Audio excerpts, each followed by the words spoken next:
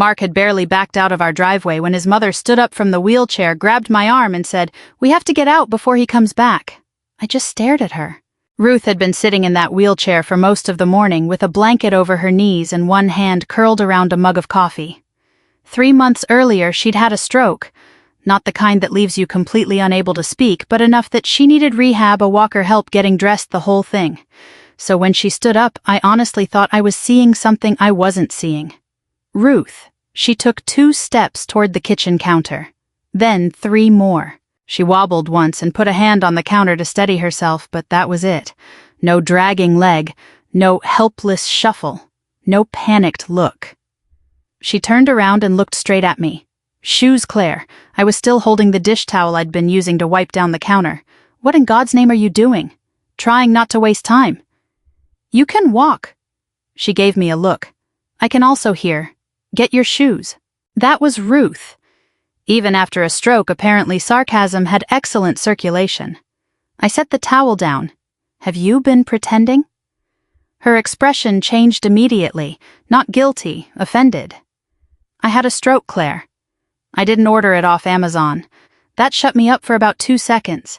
Then I said, I've watched Mark push you from room to room for 3 months, and for the first part of that, I needed him to." She reached for a folding cane leaning between the pantry and the refrigerator. I had never seen that cane before. Ruth unfolded it with practiced hands. "I'm not cured," she said. "My right side still gets tired. My balance isn't what it was. Stairs are a nuisance, and if I stand up too fast, the whole room votes Republican." I stared at her. She sighed. "That's a joke, Claire. I'm trying to keep you from fainting." "I am not fainting. You look fainty. There are moments when your life changes, and somehow you're still arguing over whether you look fainty. That was mine." Mark had left for the airport at 8:10 that morning. He was supposed to be in Dallas until Friday for a regional sales meeting. Before he left, he'd stood in our kitchen wearing the navy sport coat he always traveled in and gone over Ruth's care like I was 16 and babysitting for the first time. "Her morning pills are in the white organizer." "I know. Don't let her use the basement stairs. I know. And if she starts asking about her condo or bank stuff, just redirect her. She gets confused when she's tired." That last part had bothered me a little. Not enough to say anything. Mark had been managing most of Ruth's practical life since the stroke. Appointments, bills, insurance, banking. He'd always been good at that kind of thing. Or at least I'd always believed he was. He kissed my cheek, called toward the living room. "Love you, Mom," and rolled his suitcase out to the garage. Ruth had lifted 2 fingers in a weak little wave. 15 minutes later, she was standing in my kitchen. I folded my arms. "Start talking." She looked toward the front windows. "Not here. Mark is halfway to the airport. He may be. That got my attention." "What does that mean?" "It means I don't know where he is, and neither do you." "Ruth." She took a breath. Then she said, "Has Mark asked you to sign anything lately?" The question was so specific that I answered before I had time to think. "Yes." Her face changed. "How lately? 3 nights ago." "What? A few papers. Something about refinancing and the duplex." "What about the duplex? I don't know exactly." She closed her eyes. Not dramatically. More like someone counting to 5 because 4 wouldn't do it. I heard myself get defensive. He said it was routine. Ruth opened her eyes. "Did you read it?" "I read some of it." That wasn't my question. I hated the way heat crawled up my neck. "No, not all of it." She nodded once. "No lecture. No, I told you so." Somehow that made me feel worse. The duplex had been my father's. A little brick 2-family place on the west side of Columbus. Nothing glamorous. 1 upstairs tenant, 1 downstairs tenant, cracked concrete in the back gutters that always needed something. Dad left it to me when he died 9 years earlier. Mark handled most of the tax paperwork because, in his words, I got overwhelmed by numbers. I actually did hate financial paperwork. That didn't mean I was stupid, at least I didn't think it did. "What exactly is going on?" I asked. Ruth leaned against the counter. "When I first had the stroke, Mark came to almost every appointment. I couldn't walk well. I was exhausted. Half the time I couldn't get a sentence out before he'd answer for me. That sounds like Mark. Yes. She said it so flatly that I looked at her. About 6 weeks ago he got busy, started sending the rehab van for me. Carol drove me a few times. Carol from church, the one with the red Buick and no understanding of speed limits. I almost smiled. Ruth continued. That's when I started getting stronger. Fast. My therapist knows, my doctor knows, I never lied to them. Then why does Mark think, because I stopped correcting him? The kitchen suddenly felt smaller. She looked down at the cane in her hand. At first I was angry. He kept talking to me like I was 6 years old. So I let him think I needed more help than I did. That sounds mature. It wasn't. At least she admitted it. Then I noticed something she said. What? The less he thought I understood, the more he said in front of me. I didn't like that sentence. Things about what my condo. She ticked them off with one finger. Selling it. Beneficiaries. Bank access. Whether I really needed 2 accounts. Whether managing property was too much for someone my age. I swallowed. You think he's trying to take your money? I think he's making decisions I didn't ask him to make. That was very Ruth. Careful. Precise. Then she looked at me. And now you're telling me he's putting papers in front of you too. I remembered that night. Mark had been standing near the coffee maker while I sat at the kitchen table. He tapped the signature line with his finger. Just sign there and there. It's routine. I had asked, what is it? Property and refinance cleanup. Nothing interesting. I had signed. God, I had signed because I was tired. Because it was 9:30 at night. Because we'd been married 23 years. Because trust can look an awful lot like laziness when you examine it afterward. Ruth pushed away from the counter. Get your shoes. Where are we going? My credit union. Why? Because I want to know what's been moving through my accounts. Then she pointed toward the hallway. And you need to find out what you signed. I didn't move. Part of me wanted to call Mark right then. Ask him, demand an explanation, hear his voice tell me this was all ridiculous. Ruth seemed to know exactly what I was thinking. If you call him now, she said, he'll explain for 40 minutes and somehow you'll end up apologizing. I looked at her. She raised one eyebrow. That irritated me because it was accurate. I grabbed my purse and keys. At the garage door, I looked at the cane again. Does Mark know you own that? No. He thinks you can't walk without the chair. He thinks I need both hands to hold a coffee cup. I opened the garage. The late morning Ohio sun was already bright on the driveway. Ruth walked carefully toward my Subaru, not perfectly, but under her own power. I helped her into the passenger seat, then stood there for 1 second with my hand on the door. My husband had been gone less than 20 minutes, and somehow I no longer knew whether he was the person I needed to call or the person we were trying not to call. I got behind the wheel. Ruth buckled her seatbelt. Drive, so I did. The credit union was in a beige brick building between a dry cleaner and a little insurance office with plastic flags stuck in the grass. Nothing dramatic about it. That bothered me more than if we'd pulled up to some marble bank downtown.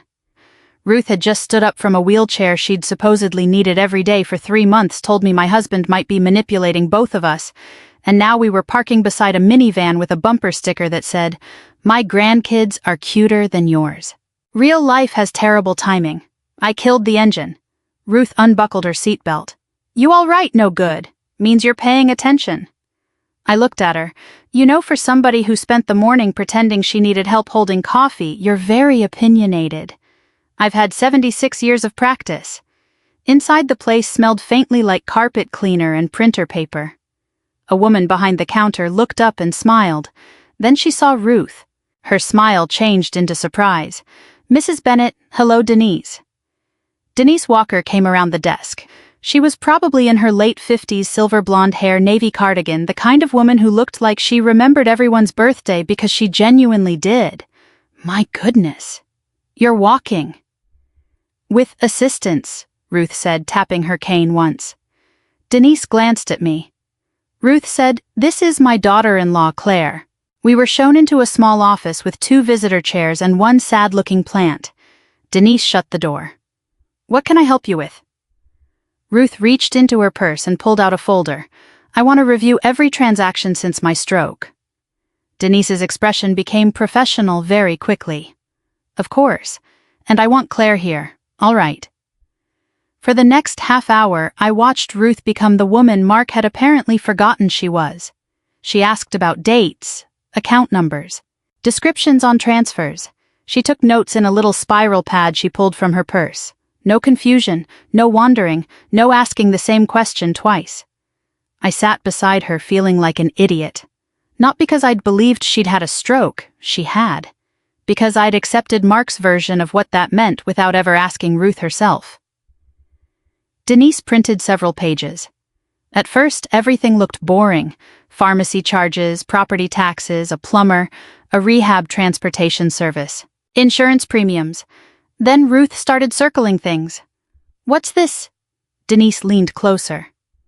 Expense reimbursement. To whom, Mark? How much? $2,800. Ruth nodded. That one may be legitimate. He paid for the bathroom rail installation. A few lines later, what's this one? $4,200. For what? The description just said, property maintenance. Ruth frowned. My condo didn't have $4,000 worth of maintenance. Denise didn't speculate. She simply highlighted it. By the time we were done, roughly $28,600 had moved through various transfers, reimbursements, and payments over 4 months. Some made perfect sense. Some probably did. Some didn't. One bothered Ruth more than the others. $7,500 had been transferred into another account. Denise turned the screen slightly. Do you recognize this account? Ruth studied the last 4 digits. No, I asked. Is it Mark's? Denise shook her head. I can't disclose another customer's information. But Mrs. Bennett, if you don't recognize the transfer, you should have your attorney review it. There was no gasp, no dramatic accusation. Just that sentence. Have your attorney review it. Ruth sat back. I authorized Mark to pay bills when I was in rehab. Denise nodded. That authority gave him some access, yes. I didn't authorize him to invent new purposes for my money. Then you need to document what you did and didn't approve. I watched Ruth's mouth tighten. Denise looked at me. Mrs. Bennett also mentioned you had some documents you were concerned about. I had almost forgotten my own problem. Almost. I pulled out my phone. I don't have copies. Mark has them. What company handled them? I searched my email. There it was. A message I'd ignored 3 days earlier. A title and escrow company in Dublin, Ohio. My name in the subject line. Ruth looked at me. Call? I did. The woman who answered transferred me twice. Eventually I got a man named Gary who sounded like he'd been chewing the same piece of gum since 1989. I explained that I wanted clarification on documents I'd signed. He verified my information. Then he said, looks like preliminary authorization tied to a refinance package and property restructuring. I stared at the wall. What property restructuring? The duplex on West Broad. My duplex. The one my father left me. What restructuring? He paused. Ma'am, I don't want to interpret legal documents for you, but this isn't just a standard HELOC acknowledgement. My fingers went cold around the phone. Has anything transferred? No, we're not. We're not at that stage. That should have made me feel better. It didn't. What exactly did I sign? You should review the full packet with your attorney. There it was again. Attorney. I thanked him and hung up. Ruth said nothing. I turned on her. You knew, I suspected. You knew enough to drag me out of the house. I knew enough to be worried. And you didn't tell me. Her eyes narrowed. I am telling you. Now. After what weeks? Denise quietly stood. I'll give you 2 a minute. The door clicked shut behind her. I looked at Ruth. You sat in my house letting me think you couldn't even get yourself to the bathroom. That is not what happened. It felt like what happened. Ruth's face went still. Then she said, I didn't know if you'd believe me. That made me angrier. You don't get to decide that for me. No, I don't. It was the quickness of her answer that stopped me. She looked down at her hands. I was afraid you'd tell Mark. I wouldn't have. Ruth looked up. Wouldn't you? I opened my mouth. Nothing came out. Because 3 days earlier, if Ruth had told me Mark was quietly moving money and misleading me about documents, I probably would have called him. Not to betray her, to clear it up, which would have been the same thing. I sat back. That wasn't fair. No, she said. It wasn't. For the first time that morning, Ruth looked old to me, not helpless, just tired. We left the credit union and drove to a small law office in Westerville. Ruth had already spoken once with an elder law attorney named Elaine Porter. That was another thing she hadn't told me. Elaine was in her early 60s, wore reading glasses on a chain, and had the reassuring manner of someone who had spent 30 years watching families make bad decisions in rooms exactly like that one. She listened. She reviewed Ruth's limited power of attorney. She looked at the transaction list. Then she said something I appreciated immediately. I'm not going to tell you Mark stole $28,000. Ruth folded her arms. I didn't ask you to. Good. Because right now we don't know that. She tapped the papers. Some of these transfers may be entirely proper. Some may not. We document first. We accuse later if there's something to accuse. Then she looked at me. And your documents are a separate issue. I explained what Gary had said. Elaine nodded. You need independent counsel before signing anything else involving inherited property. I already signed. You signed preliminary documents. That is not the same thing as losing your property. I hadn't realized how badly I needed someone to say that. She continued. But from this moment on, don't sign anything you haven't read and understood. Ruth glanced at me. I pointed a finger at her. Don't. She looked innocent. It did not suit her. Elaine helped Ruth begin the process of revoking financial authority she no longer wanted Mark to have. Nothing flashy, forms, calls, documentation, the kind of work revenge stories usually skip because paper is less exciting than revenge. But paper, as I was learning, can ruin your whole week. By the time we got back to my Subaru, it was after 1. I sat behind the wheel and reached for my phone. Ruth said, "What are you doing? Calling Mark." "No, I want to hear what he says." "You already know what he'll say. You don't know that." She turned toward me. "If you call him angry, he'll explain for 40 minutes and somehow you'll end up apologizing for misunderstanding him." I looked at her. I hated that sentence. Not because it was insulting, because I could remember at least 6 arguments where that was exactly what had happened. I put the phone in the cup holder. "So, what do we do?" Ruth leaned back carefully. "We stop signing. That can't be the whole plan. No." She looked out through the windshield. "We also stop telling him what we know." For the first time all day, I understood that whatever came next was going to require something I had never been especially good at with Mark.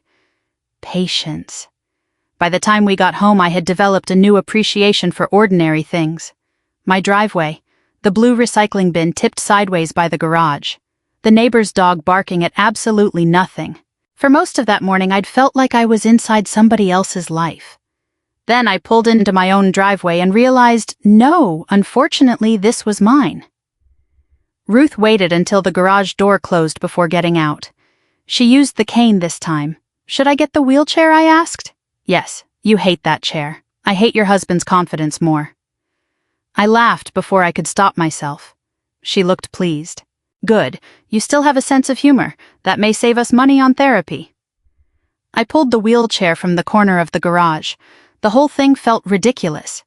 5 minutes earlier, she'd walked from the credit union to my car under her own power.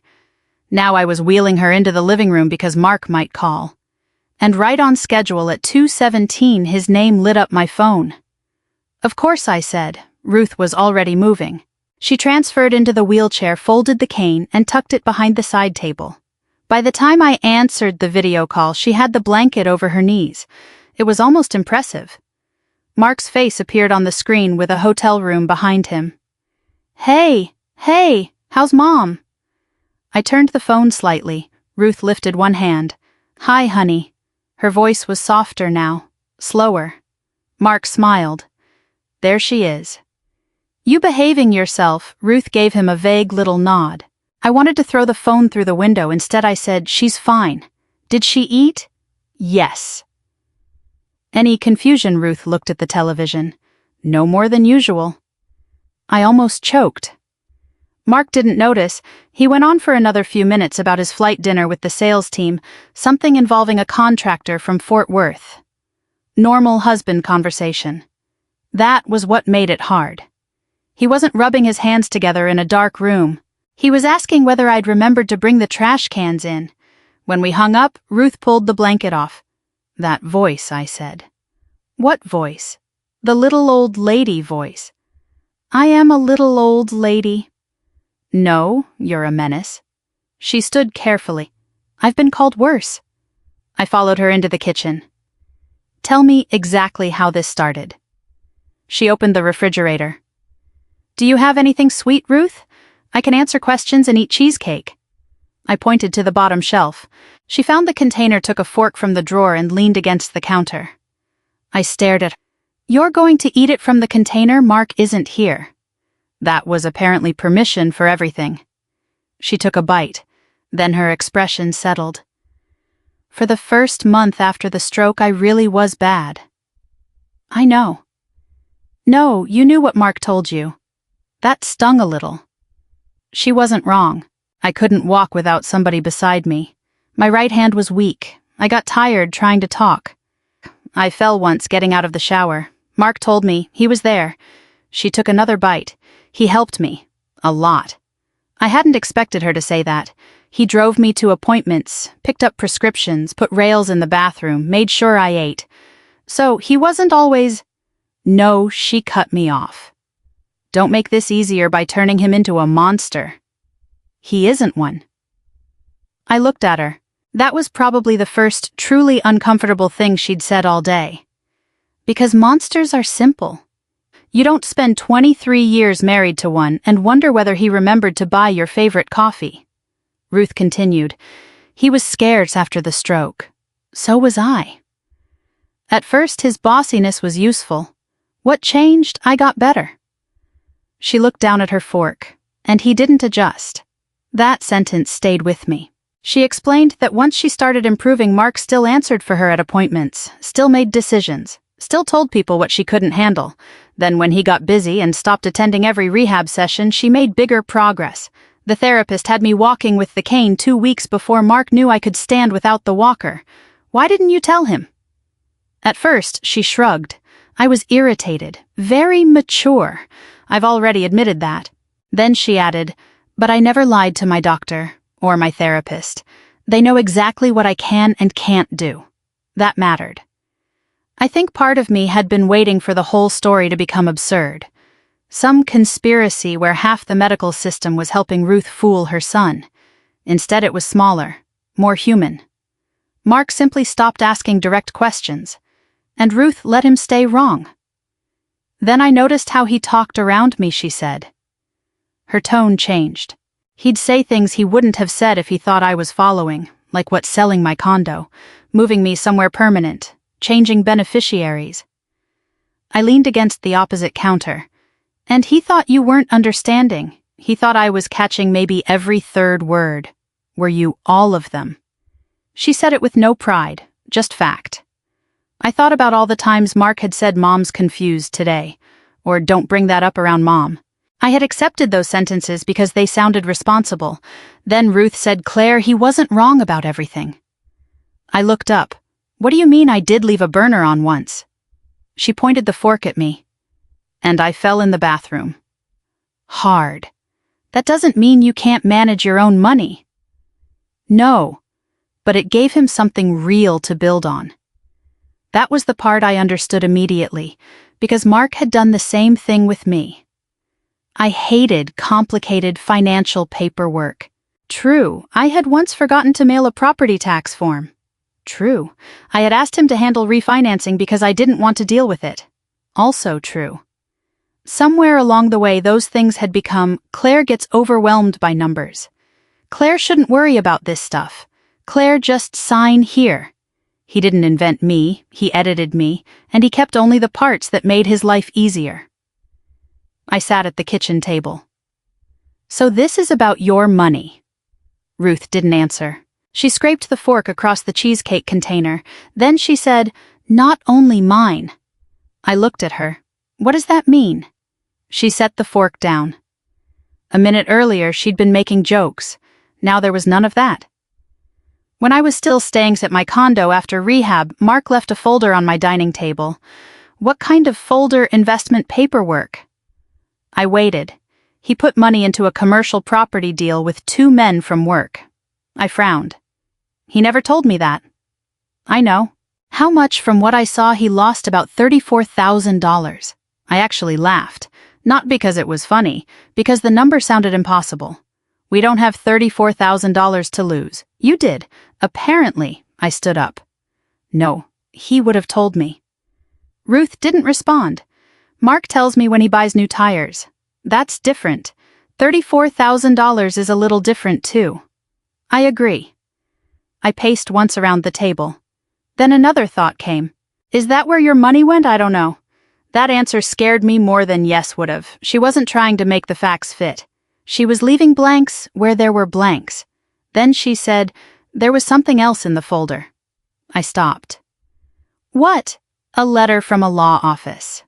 My first thought was business, maybe the investment, maybe some contract dispute. Then I saw Ruth's face. No. She looked at me. It was a family law office. I sat down again. Divorce. He'd had a consultation. That doesn't mean anything. The words came out immediately. Too fast. Ruth nodded. No, it doesn't. People call lawyers. Yes. He could have been asking questions for somebody else. He could have. been. I stopped. Because I could hear myself. Ruth didn't push. That almost made it worse. I rubbed my forehead. We've been married 23 years. I know. He sat with me in the hospital when Dad died. I know. He taught Megan how to drive. I know. He still brings me coffee on Saturday mornings. Ruth sat across from me. Claire, I'm not telling you your whole marriage was fake. I looked at her. Then what are you telling me? That Mark has been making plans you weren't included in? That landed differently. Not grand betrayal, not some dramatic secret life. Just a man quietly deciding what options he wanted before informing his wife she had options too. I picked up my phone. I don't even remember deciding to call Megan. She answered on the 3rd ring. Hey, Mom. Hi, honey. You okay? I should have lied better. Fine. There was a pause. Then she said, Are you and Dad okay? I looked at Ruth. Why would you ask that? Megan hesitated. A couple months ago, Dad asked me something weird. What he asked how I'd feel if you two lived in separate places for a while. The room went very still. What did you say? I thought he meant after retirement. Downsizing or something. Did he say divorce? No. Did he say separation? No, Mom. You're scaring me. I don't want you scared. Then what's going on? I closed my eyes for a second. Your dad and I have some things to talk about. Is Grandma okay? I looked across the table at Ruth, who had reclaimed the cheesecake. Grandma is surprisingly okay. Ruth raised the fork. I almost smiled. I told Megan I loved her and promised I would call later. When I hung up, Mark called. Perfect timing. I answered. He was cheerful, asked about Ruth, asked whether I'd gotten enough sleep, asked if the mail had come. Across the kitchen, Ruth stood at the refrigerator eating cheesecake straight from the box like a teenager hiding from her parents. How's Mom? Mark asked. I watched her take another bite. About the same. She lifted the fork in a tiny salute. Then Mark said, Good. Listen, schedule changed. I stopped smiling. I'll be home tomorrow. You said Friday. Yeah, I'm coming back a day early. I looked at Ruth. She had stopped eating. For the first time since she'd stood up that morning, neither of us had anything funny to say. Mark came home at 6:40 Thursday evening carrying his suitcase in one hand and a paper bag from Panera in the other. That was Mark. He could walk into a house where his wife had spent 24 hours wondering whether he was quietly preparing to divorce her and still remember she liked broccoli cheddar soup. Thought you two might be tired of cooking, he said. He kissed my cheek. I let him. That bothered me afterward, but In the moment, it was automatic. 23 years gives your body habits your brain hasn't caught up with yet. He went into the living room. "Hey, Mom." Ruth was back in the wheelchair watching Jeopardy with a blanket over her legs. "Hi, honey, how are you feeling? Tired?" Mark crouched beside her and touched her shoulder. There was genuine affection in his face. That's what I kept struggling with. If he'd been cold to her, this would have been easier. Instead, he adjusted the blanket over her knees. "Claire, keeping you out of trouble." Ruth glanced at me. Trying. I went to the kitchen before my face gave me away. Over dinner, Mark talked about Dallas. The hotel coffee was terrible. His flight home had been delayed 40 minutes. A contractor from Fort Worth had spent an entire dinner explaining why Ohio didn't know how to make barbecue. Normal things. I found myself answering normally. Then the mail came through the slot beside the front door. Mark got up before I did. "I'll get it." He carried the stack straight toward his office. I'd watched him do that hundreds of times. That night it looked different, maybe unfairly. Once suspicion gets into a marriage, even somebody picking up the electric bill can look sinister. I followed him. "Anything for me?" He flipped through the envelopes. "Dental office thing, junk, property tax notice, give me the property tax notice." He looked at me. Not alarmed, just surprised. "Okay." He handed it over. I stood there holding it like I'd just won a small constitutional right. Mark smiled. "What? Nothing." I should have stopped. I didn't. "What were those papers you had me sign Tuesday?" His smile faded slightly. "The refinance stuff, and the duplex." "What about it?" "I called the title company. There. I'd done exactly what Elaine told me not to do." Mark put the rest of the mail on his desk. "Why?" "Because apparently it wasn't just routine refinancing." He stared at me for a second. Then his shoulders dropped. Not anger. Disappointment. Claire. I hated how much could fit inside the way he said my name. What I was trying to simplify the property structure. Without explaining it to me, I did explain it. "You said, sign here. It's routine." I explained the refinance last month. "That isn't the same thing." He rubbed his forehead. "Okay, you're right. I should have gone through the whole packet." That stopped me. I'd expected resistance. Instead, I got an apology. "So why didn't you—" "Because it was 9:30 at night, you hate that paperwork, and I thought I was saving both of us an hour." There it was. A perfectly reasonable explanation sitting right beside a very unreasonable decision. Then he said, "You could have just asked me." I nearly laughed, but I didn't. Over the next 10 minutes he explained enough of the paperwork that parts of it started sounding ordinary again. Tax considerations, possible refinancing, debt restructuring. He even admitted he'd made an investment that hadn't worked out. "I lost some money." "How much?" He hesitated. "About $34,000. So Ruth had been right. "You never told me." I was embarrassed. $34,000 embarrassed. I thought I could fix it. I looked at the man I'd been married to since I was 29. He looked tired, not evil, not triumphant, just tired. And for one dangerous moment, that was enough. The next afternoon, I made another mistake. I'd left Elaine Porter's business card in my coat pocket after our meeting. Mark borrowed my car keys to move the Subaru because his SUV was blocking the garage. When he came back inside, he held the card between two fingers. "Who's Elaine Porter?" My stomach dropped. Ruth was in the living room. I knew she could hear us. "An attorney, I can see that. She works in elder law." His face changed. "Why are you talking to an elder law attorney? I went with your mother." Silence. Then Mark looked toward the living room. "Mom called a lawyer. I didn't answer quickly enough. That was all he needed." He didn't confront Ruth. He didn't yell at me. He put the card on the kitchen counter and said, "Okay." That evening he cooked. Mark could cook when he wanted to. He made spaghetti with sausage, opened a bottle of Cabernet, even grated actual Parmesan instead of shaking it out of the green can. He claimed it tasted exactly the same. Ruth said she was tired and ate in the living room. I knew perfectly well she wasn't tired. She was giving us space. Mark poured my wine. "I owe you an apology." I looked at him. For which part he accepted that. The paperwork, the investment, probably more. That wasn't what I'd expected. He told me he'd panicked after losing the money. He'd started looking at ways to consolidate debt and make things simpler. He admitted he had become too controlling with Ruth after her stroke. I thought I was helping. You keep saying that. Because I was. He looked directly at me. At least at first. That small qualification got me.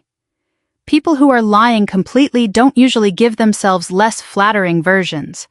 Or that's what I told myself. Then he said I should have told you about the investment, yes, and I should have explained every page you signed. Yes. I screwed up. I stared at my plate. For 23 years I'd wanted Mark to say those exact words during arguments. Now that he finally had, I didn't know what to do with them. He reached across the table. I let him take my hand. We've been married 23 years, Claire. Do you honestly think I'd steal from my own mother? No. The answer came before I could examine it. His fingers tightened gently around mine. Then maybe we stopped treating each other like enemies. I wanted that. God, I wanted that. He said he'd even cancel Sunday's family meeting about Ruth. We don't need everybody weighing in. Mom's improving. Maybe I pushed too hard.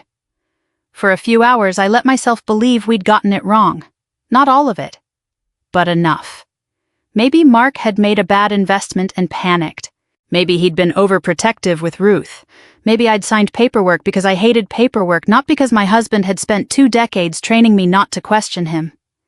That night, after Mark went upstairs, I found Ruth in the kitchen, standing naturally.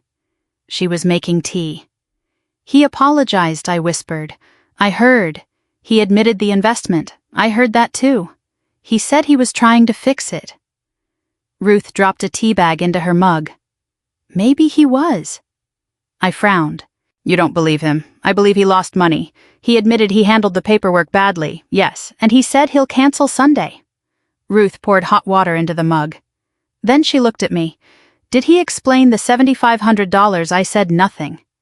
Did he explain why he talked to a divorce lawyer? No. Did he tell you what he planned to do with my condo? No. She waited. I felt irritation rising again. He answered plenty of things. Ruth nodded. Did he answer your question? I looked at her. What question? The one you're actually afraid to ask. That shut me up. Mark had confessed to everything he knew I could already prove. The investment. The paperwork. Being overprotective. He'd given me 3 truths. And somehow I'd let those 3 truths cover every question he hadn't answered. I sat down. Oh, God. Ruth carried her tea to the table. He's good at this. He's my husband. I know. I still love him. I know that too. No judgment. That nearly broke me more than anything else. The next morning, Mark announced that Sunday's meeting was back on. I stared at him over my coffee. I thought you were canceling it? I was. But Susan already rearranged her schedule. Megan's coming. Pastor Jim set aside the fellowship hall. Canceling now makes it look like something's wrong. Something was wrong. He continued. We'll keep it simple. Talk about Mom's condo assisted living options, financial management. Just get everyone comfortable with a plan. A plan. By noon, Ruth had spoken to Elaine. Elaine told her plainly she did not have to attend. Ruth listened, then said, I'm going. Afterward, I asked her why. She was sitting at my kitchen table with her cane beside her. Mark is going to tell everyone you're confused. Yes. He'll have papers. Probably. He'll make it sound reasonable. Ruth smiled slightly. That's what I'm counting on. I didn't understand. She stood slower than she'd stood the first morning. Her leg was tired that day, and she waited a moment before reaching for the cane. Then she looked at me. He's been talking for me for 3 months. She slipped the cane over her wrist. I'd like a turn. Sunday afternoon, I pushed Ruth into the fellowship hall of Grace Methodist Church in a wheelchair. That sentence still makes me laugh a little. Not because anything about that day was funny, because Ruth had spent 20 minutes that morning arguing with me over which earrings made her look least helpless. The pearls, I said. Pearls make everybody look harmless. Isn't that the point? The point, she considered that. Fine. Pearls. By 2 o'clock, there were 14 people gathered around 2 folding tables pushed together beneath fluorescent lights. Susan, Mark's older sister, had brought oatmeal cookies. Megan was there with her husband Eric. Pastor Jim stopped by because Mark had apparently told him this was a discussion about Ruth's next stage of care. There were paper cups, a stainless steel coffee urn, and a crock pot sitting on a counter with somebody's name written underneath it in masking tape. If you were going to expose 23 years' worth of bad habits, apparently church coffee was included. Mark was already there when we arrived. He came over immediately. "Mom, you okay?" Ruth gave him her tired little smile. "Fine." He squeezed her shoulder. Then he looked at me. "You good?" "Sure." That was the last lie I told him. Mark had brought a leather portfolio. I noticed it before I noticed anything else. He set it beside his chair and spent 10 minutes talking to Susan and Megan while people settled in. Then he started. "I appreciate everybody coming. I know this is uncomfortable." He sounded reasonable. That was his gift. He never sounded like a man taking control. He sounded like the only adult willing to handle a difficult situation. "Mom's made progress," he continued, "but we have to be realistic about what happens next." Susan nodded. "Absolutely." Mark talked about the condo, the stairs, Ruth's fall after the stroke, medication, transportation. Some of it was true. That was important. Ruth really did have trouble when she got tired. She probably shouldn't have been carrying laundry downstairs alone. She wasn't ready to drive yet. If Mark had stopped there, I might have agreed with him. But he didn't. "I've looked at a couple assisted living communities," he said. "Nothing immediate, just options." Ruth sat quietly. "And maintaining the condo doesn't make much financial sense if Mom can't live independently." Susan leaned forward. "I've been saying that." I watched Ruth. Nothing. Mark opened the portfolio. "There's also the question of continuing financial management." There it was. He pulled out several documents. "I've been handling most of this since the stroke. Bank's insurance bills. We should probably formalize that instead of having everything pieced together." Ruth spoke for the first time. "Can I see that?" Mark glanced at her. "This," she nodded. He slid one document halfway across the table. Ruth reached for it. Mark kept his hand on the top edge. "Mom, let me explain it for you." I felt my nails press into my palm. Ruth looked at his hand, then at him. "All right." Mark pulled the paper back and explained. For nearly 10 minutes, he talked about protecting Ruth, reducing stress, making sure no bills were missed, avoiding confusion. At one point, he actually said Mom doesn't always retain these details. Megan looked at her grandmother. Ruth stared peacefully at a plate of oatmeal cookies. I knew that look. She wasn't confused. She was waiting. Mark continued, "We need to make the responsible decision while Mom can still participate in it." That sentence did it. Ruth looked up. "Are you finished?" Mark smiled. "Pretty much." "Good." She pulled the blanket from her knees. Nobody reacted yet. Then Ruth placed both hands on the wheelchair arms and pushed herself up. Susan stopped chewing. Mark didn't move. Ruth stood still for a second. Her right leg wasn't cooperating perfectly that day. I saw the tiny adjustment she made with her foot. Then she reached down, took the folding cane from beside the wheelchair, opened it and walked. 5 steps, 6, around the end of the table. The only sound in the room was the rubber tip of her cane against the tile. Susan's cookie was still halfway to her mouth. Someone behind me whispered, "Well, I'll be damned." Pastor Jim cleared his throat. Ruth stopped at the other end of the table. She looked directly at her son. "Now explain it again." Mark's face had gone completely blank. Ruth added, "This time, assume I understand English." Nobody laughed. Not yet. Mark stood. "What the hell is this?" "Sit down, Mark. You can walk apparently. You've been lying to me." "No," his voice rose. "You've been sitting in that chair for weeks. I had a stroke. You let me think you couldn't. You stopped asking." That silenced him. Ruth rested both hands on her cane. "My doctors know my condition. My physical therapist knows my condition. I still have balance problems. I still get tired. What I do not have is an inability to understand my own bank account." She nodded toward me. I opened the tote bag beside my chair. Ruth had brought copies of everything. No lawyer, no police, no dramatic folder labeled evidence. Just paperwork. She placed a physician's letter on the table. Then updated rehabilitation notes. Then the revocation of Mark's financial authority. Susan stared at them. "What is going on?" Ruth answered her. "I'm taking back responsibility for my own affairs." Mark laughed once. It wasn't a happy sound. "This is insane. Claire put you up to this." There it was. I had wondered how long that would take. "No," Ruth said. "Claire found out yesterday. Friday," I corrected. Ruth looked at me. "Feels longer."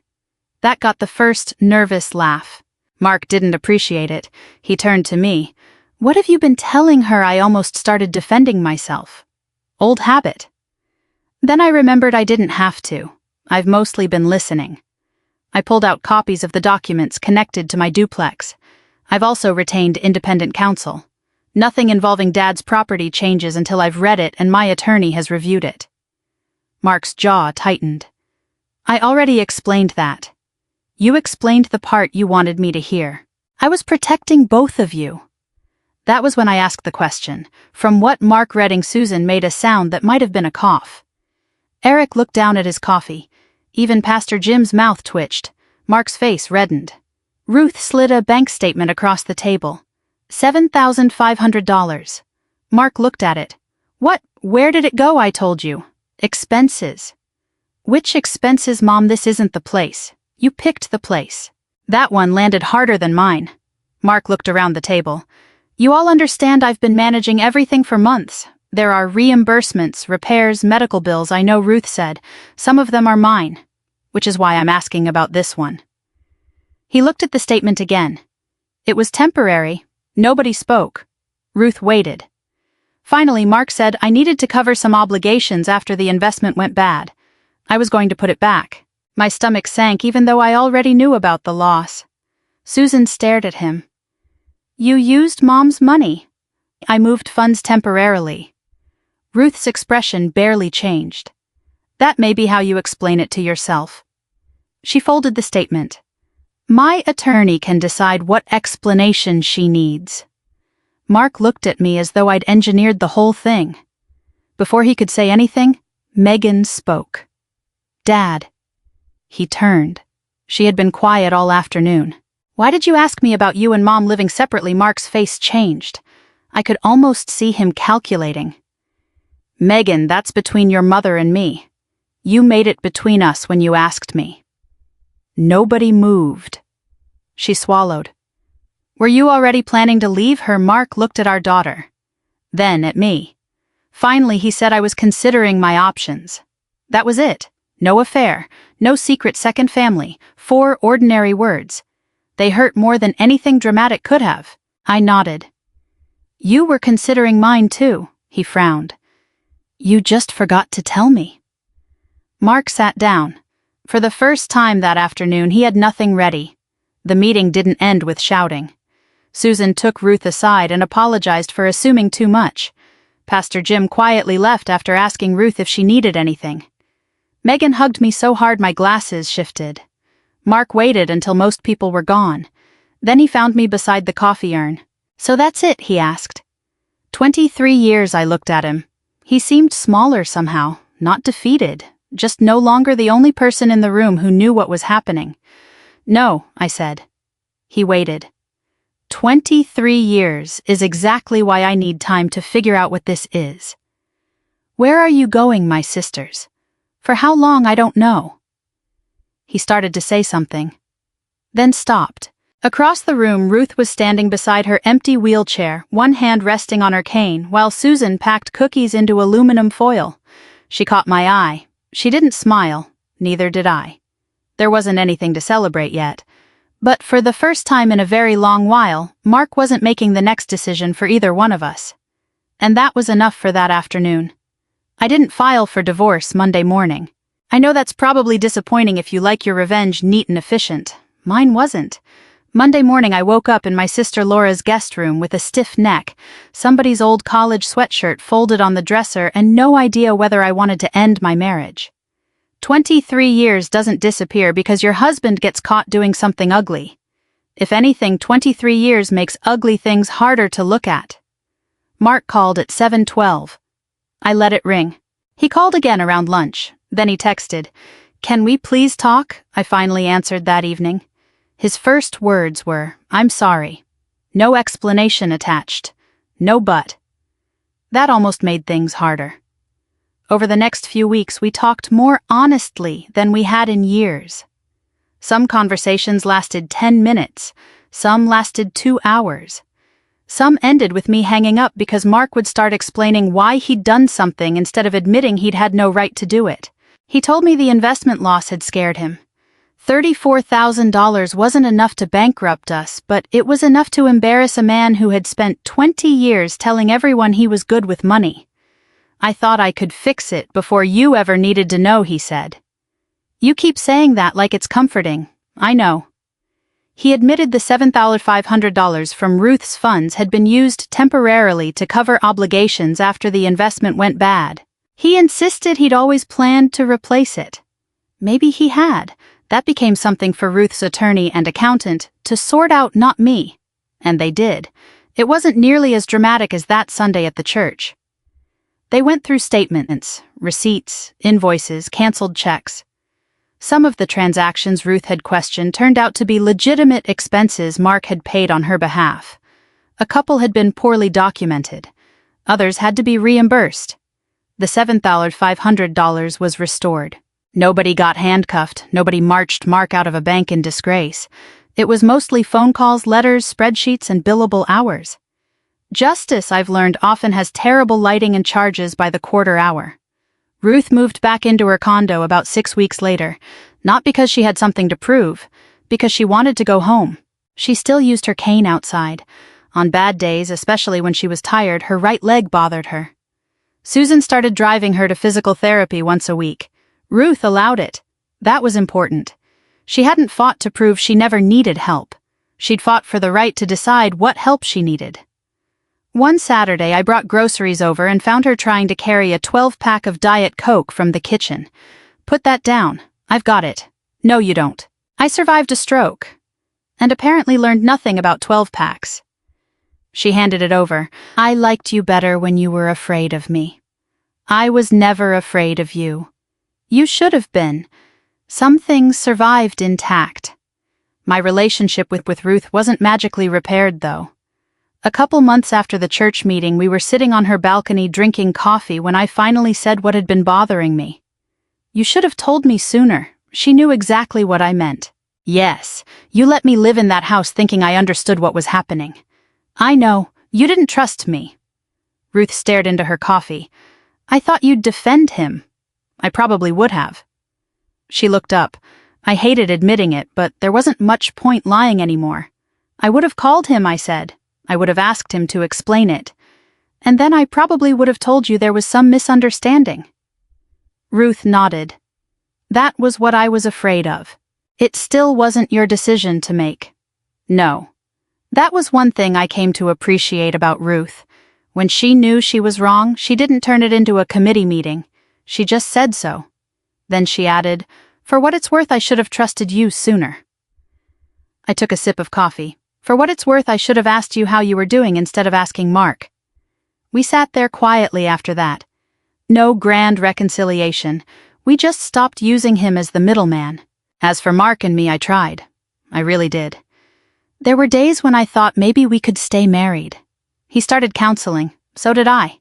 He became almost painfully transparent about money. Statements appeared on the kitchen table. Passwords I'd never asked for suddenly arrived in my email. But the more I understood what had happened, the less it felt like one bad investment or one dishonest piece of paperwork. It was a habit. Mark had spent years deciding which information I needed, which problems would upset me, which financial details were too complicated, which choices were easier if he made them first and explained them later. The divorce consultation was the part I couldn't get past, not because he'd considered leaving. People can be unhappy. People can have doubts. It was that he'd started preparing while still expecting me to live as though we were making decisions together. About 4 months after that Sunday at the church, I filed. Mark didn't fight me on everything. He fought me on enough. That was probably normal too. The house took time to resolve. Retirement accounts had to be valued. Debts had to be separated from assets. Lawyers disagreed about things that sounded enormous on Monday and became 3-line compromises by Thursday. The duplex my father left me remained mine, consistent with the inheritance records and the final legal agreement. I didn't walk away rich. Mark didn't walk away ruined. We both walked away older. That felt about right. The last mediation session was in a conference room with gray carpet and a bowl of peppermints nobody touched. After nearly 5 hours, we had an agreement. The mediator slid the final packet toward me. Your signature pages are marked. Yellow tabs stuck out along the side. I picked up the pen and stopped. For a second I was back at my kitchen table. 9:30 at night. Coffee going cold beside me. Mark, tapping a page with one finger. Just sign there and there, it's routine. I put the pen down. The mediator looked at me. Mark did too. I said I'm going to read it first. Nobody said anything, so I read it, every page, a few paragraphs twice. I asked 2 questions. My attorney clarified one section. Then I signed. That was probably the least cinematic moment of the whole story. It was also the one I'm proudest of. A few weeks later, I took Ruth to Sunday brunch with Megan. The diner was crowded, and Ruth complained about having to wait 12 minutes for a table as though she'd been personally betrayed by the restaurant industry. When the hostess finally came for us, she recognized Ruth. "Weren't you in a wheelchair last time you were here?" Ruth tapped her cane on the floor. "Long story." "Very long," I said. Ruth looked at me. "You tell it too slowly." Megan laughed. I said, "You pretended you couldn't get into my Subaru without help for 3 weeks. I was recovering. You made me carry your purse. It was heavy. It had 2 lipsticks and a checkbook in it. You don't know what things weigh at my age." Megan was laughing hard enough that people were looking at us. And I realized I was laughing too. For years I thought peace in a marriage meant not questioning every little thing. And that's partly true. Nobody wants to live with an auditor. But trust isn't the absence of questions. Real trust can survive them. It can survive. Where did this money go? It can survive. Why do you need my signature? It can certainly survive. I'd like to read this first.